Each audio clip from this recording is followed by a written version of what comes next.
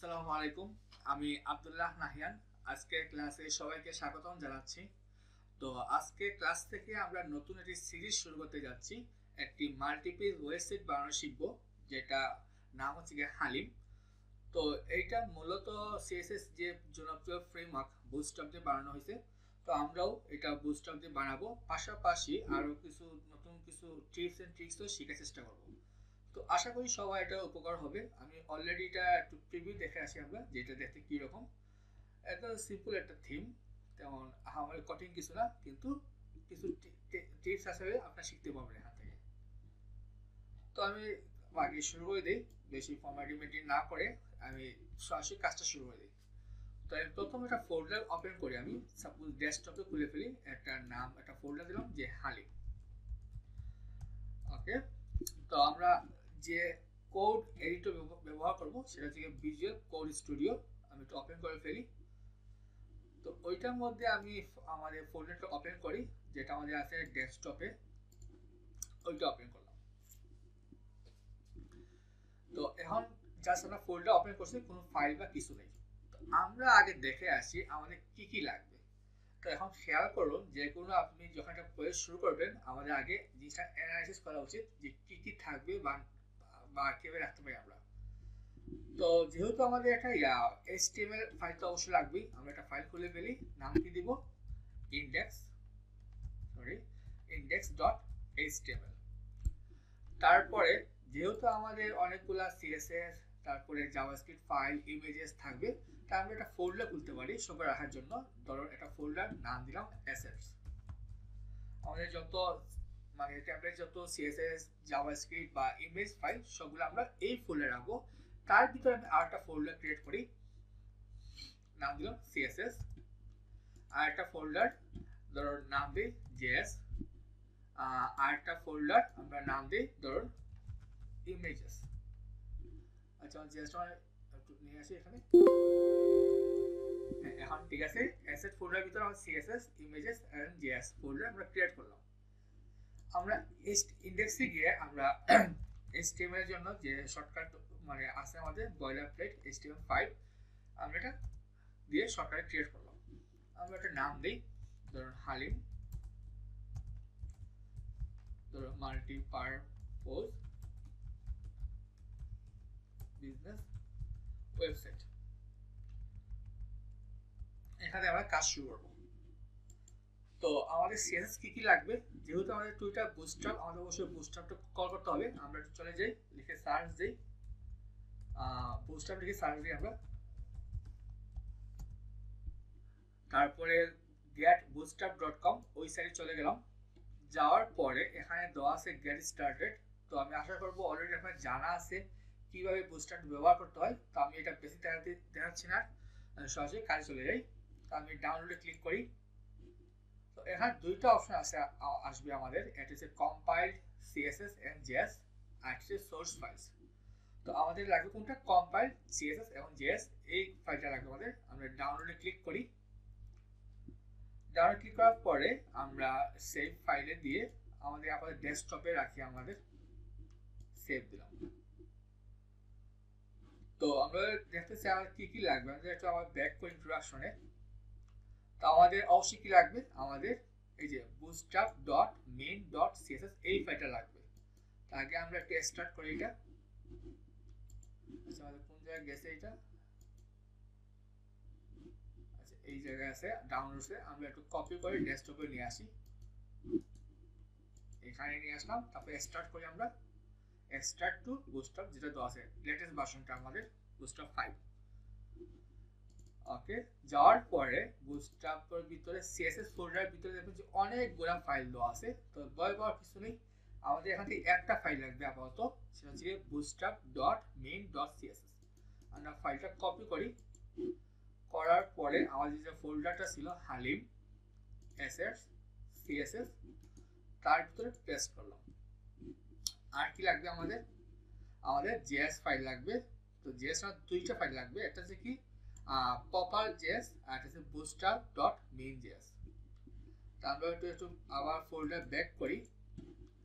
তো আমাদের যে ডাউনলোড ফোল্ডার ছিল বুটস্ট্র্যাপের, আমরা এখানে JS ফাইলের ভিতরে আবার অনেকগুলো ফাইল, আমাদের কোনটা লাগবে bootstrap.main.js, এই ফাইলটা আমরা কপি করলাম।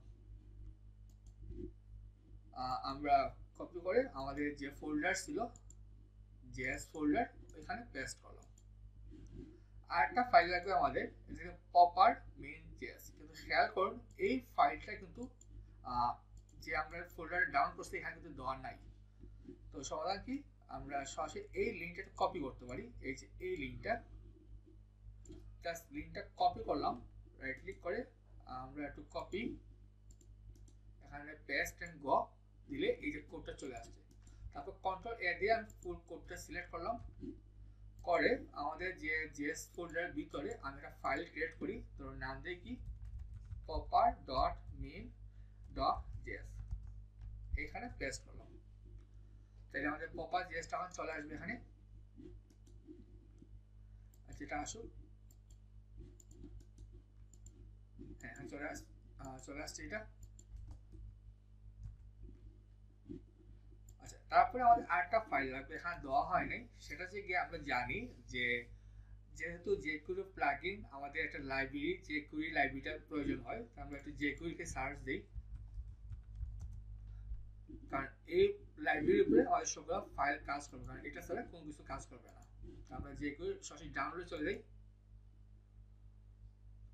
যাওয়ার পরে আমরা দেখেন যে দুইটা বাসদ আছে, কম্প্রেসড এবং আনকম্প্রেসড। আমরা কম্প্রেসডটাই নামাবো, এখানে ক্লিক করলাম, দেখুন আগের মতো কোডটা চলে আসছে। এসএসকে jQuery 3.5.1 একদম লেটেস্ট যে ভার্সনটা। আমরা কন্ট্রোল এ দিয়ে কোডটা কপি করলাম, করার পরে আমি একটা ফাইল ক্রিয়েট করি, নাম দিই jQuery.main.js। মেইন কেন, যেহেতু আমাদের মিনিফাইড ভার্সন বা কম্প্রেসড ভার্সন। আর এগুলো তো ফাইল নিলাম, তো আমাদের বিভিন্ন প্লাগইন ইনস্টলার সময় আমাদের বিভিন্ন কোডটা অ্যাক্টিভ করতে হয়, তো এটার জন্য আমরা একটা ফাইল খুলে ফেলি, নাম দিই main.js। তো এটা থেকে আমাদের যত কাস্টম জেএস আছে আমরা এই ফাইলে লিখবো। আর সেম সিএসএস ভিতরে আমরা আরেকটা ফাইল করতে পারি style.css। যত কাস্টম সিএসএস আছে আমরা এই ফাইলে বসাবো। তারপর আর কি লাগবে আমরা দেখে আসি, আমাদের তো সবগুলো ফাইল নেওয়া শেষ হলো। তারপর কি আছে আমাদের ফন্ট অসম যে আইকনটা, এটা আমাদের লাগবে। তা আমরা চলে যাই কোন জায়গায়, ফন্ট অসমে চলে যাই, fontawesome.com, fontawesome.com চলে গেলাম। যাওয়ার পরে একটু লোড হচ্ছে, আমরা চলে যাবো এই যে স্টার্ট ফর ফ্রি। তারপর কোন জায়গায় যাবো আমাদের, এই যে ডাউনলোড, এখানে ক্লিক করলাম। ক্লিক করার পরে এই যে download font awesome free for the web, এখানে ক্লিক করলাম, করলে আমাদের ফাইলটা ডাউন হবে। আমরা সেভ ফাইল, ওকে।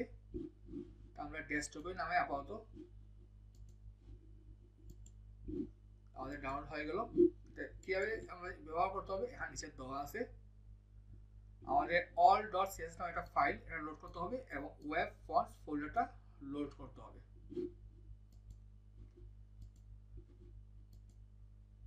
সকল ফাইল রিলিজ করে ফেলি, আমাদের ফন্টওসমটা এক্সট্রাক্ট করি, এখানে এই যে এক্সট্রাক্ট টু ফন্টওসম যে ফোল্ডারটা, এখানে ক্লিক করলাম। ঢোকার পরে সিএসএস ফোল্ডারের ভিতরে আমাদের কোনটা লাগবে, all.main.css, এই ফাইলটা কপি করলাম। কপি করে আমাদের যে ফোল্ডারটা ছিল, আমাদের কোন ক্লাসটা ছিল এখানে জেএস এর ভিতরে এসএস সিএসএস এর ভিতরে, এইখানে একটা পেস্ট করলাম। আমরা একটু নামটা রিনেম করতে পারি যাতে একটু বুঝতে সুবিধা হয়, যেমন অল মানে আমরা বুঝতে সমস্যা হতে পারে, আমরা নাম দিয়ে দিই ধরুন fontawesome.main.css। এখন কিন্তু জিনিসটা একটু মানে অর্থগুলো বোঝা যাচ্ছে ইজিলি। আমাদের আরেকটা ফাইল লাগবে, একটা ফোল্ডার দেওয়া আছে, খেয়াল করুন ফোল্ডার কোন জায়গায় আছে, সিএসএস ফোল্ডার ঠিক বাইরে এই ফোল্ডারটা আছে ওয়েব ফন্টস। আমরা এই ফোল্ডার কপি করলাম, কপি করে আমরা সিএসএস এর বাইরে এসএস ফোল্ডারের ভিতরে আমরা এখানে পেস্ট করে দিলাম। তাহলে আমাদের সবগুলো ফাইল নেওয়া হয়ে গেল। তারপরে আমাদের কি আর কিছু বাকি আছে কিনা, কোন ফাইল নেওয়ার মতো আপাতত আর কোন ফাইল নাই। আমরা এখন এক কাজ করতে পারি, আমাদের যে গুগল ফন্টসটা যেমন এখানে কি ইউজ করা হয়েছে আমরা চেক করে আসি। আমরা একটু বডিটি চেক করি,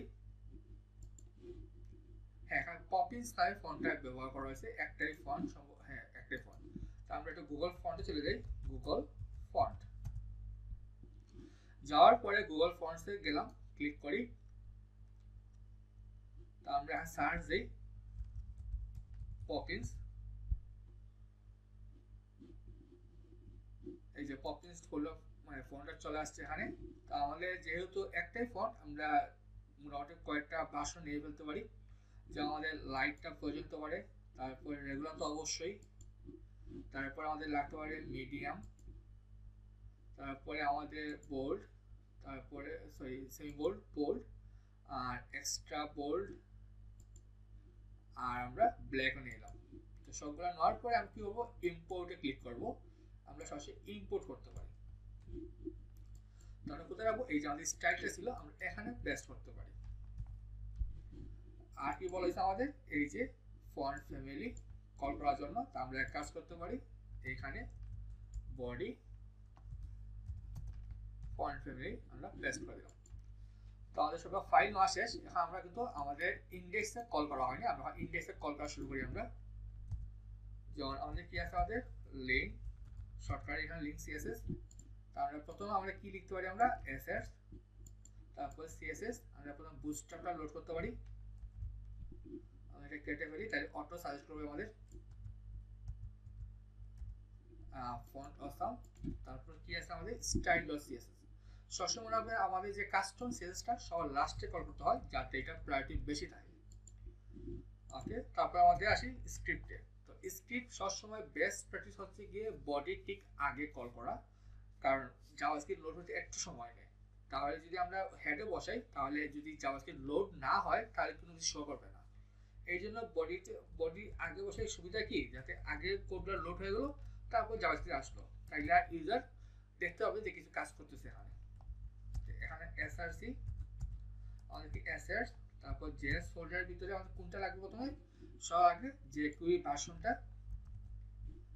যেটা 4টা ফাইল। তারপর কি আছে আমাদের, এখানে আছে কি আমাদের পপারটা একটু কল করতে হবে, পপার মিন জেএস,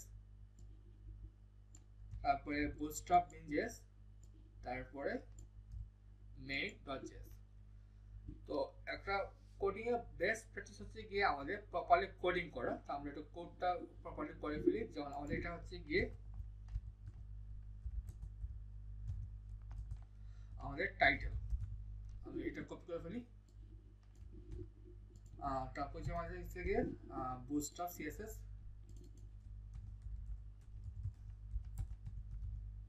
তারপর যে আমাদের ফন্ট আছে সিএসএস,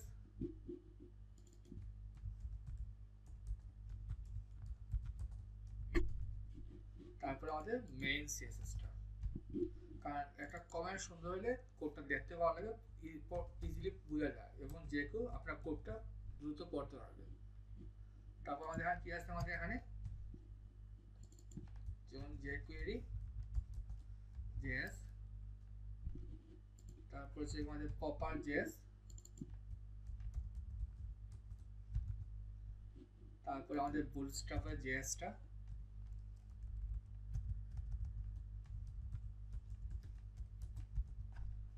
তারপরে আমাদের মেইন js-টা।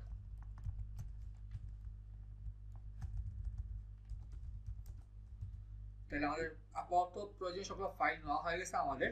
আমরা ফাইলটা রান করে দেখি কি অবস্থা আমাদের। আমি কোডটা রান করাই। এখন আমরা কন্ট্রোল ভিউ পেজ সোর্সে চলে যাবো, গিয়ে দেখবো যে সবগুলো লিঙ্কটা প্রপারলি লিঙ্ক মানে কাজ করতেছে কিনা।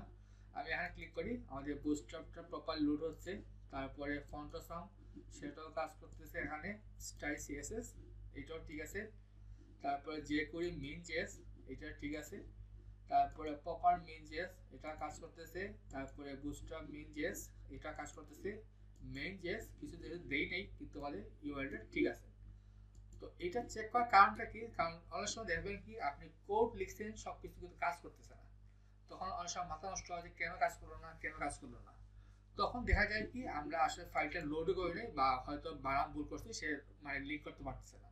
তো এই জন্য আমরা কাজ শুরু করার আগে ডাবল চেক করলাম যে আসলে ফাইলটা প্রপারলি কল করা হয়েছে এখানে, তাইলে আমাদের আর সমস্যা হবে না। তো আজকের ক্লাসটা এই পর্যন্তই। আমরা এই কোর্সটা ধীরে ধীরে করব, যাতে আমরা সবাই বুঝতে পারি এটা কিভাবে প্রতিটা পার্ট করা হয়েছে এখানে, এবং ছোট ছোট ভিডিও করে আসবে। তো আজকে এই পর্যন্ত, একদম ক্লাস থেকে আমন্ত্রণ রইল, সবাই ভালো থাকবেন। আসসালামু আলাইকুম।